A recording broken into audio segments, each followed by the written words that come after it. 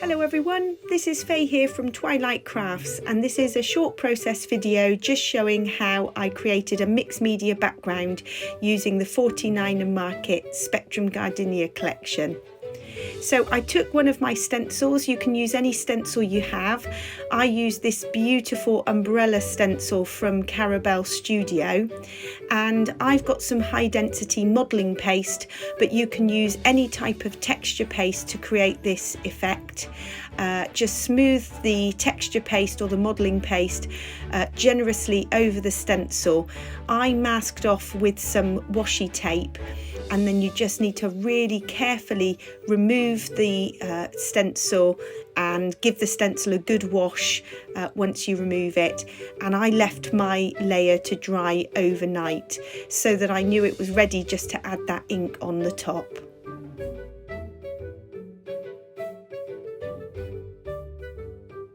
So for this next stage, I took 3 colours of distress inks and oxides. I just used what I had to coordinate with the collection. So I used Dusty Concord distress ink, and then the oxides in Worn Lipstick and Peacock feathers. And for this technique, you use a bit of acetate and you mix the ink or oxide with water, and you just use a smooshing or a dabbing technique to apply the ink. I used a fan paintbrush to add some extra splats, and also if you want to make the ink just that little bit darker, you can use your paintbrush just to go back in and dab into certain areas on top of the texture paste. So here I'm going in with some Worn Lipstick Distress Oxide. I made sure each layer kind of dried off a little bit before I added the next colour, just so that those inks didn't run in together. And then finally with Peacock feathers, plenty of water. And it really doesn't matter if the inks kind of spill off the edge of the texture paste, as you can see there. You can use the bleaching technique, dripping water on top and lifting some of that ink off, or I just used a bit of a baby wipe to go back in and dab some of that darker colour off. But you really do want it to look like it's a bit of a messy technique, spilling off the edge of the texture paste.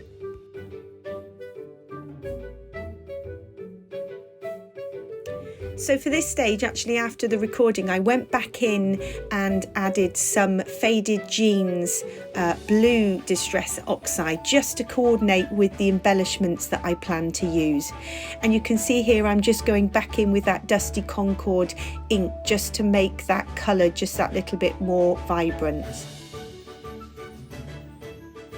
And then for this next step, this is where we start to add dimensions. So black and white really add depth to this mixed media technique. And I took an old trusty script stamp.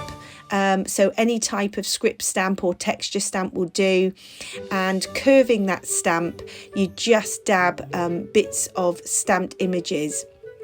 I also added some black pen lines, again just to create some dimension, and also just off camera I went back in with some black acrylic paint and a bottle top just to create some stamps, some stamped black circles. So here I'm using the Jumbo Posca white pen. It's a white acrylic paint pen, and adding some extra white splats.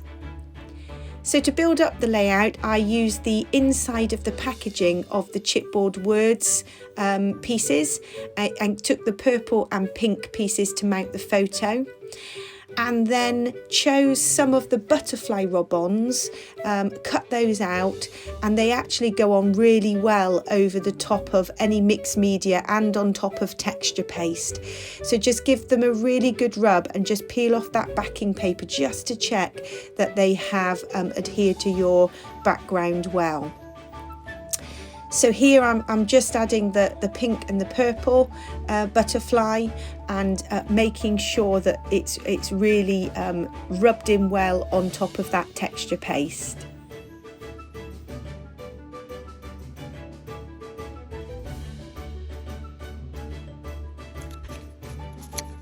So I also decided to cut one of the rub-ons, the dragonfly rub-on, cut it in half, because I wanted to use half at the top right hand side and then the other half at the bottom right hand side.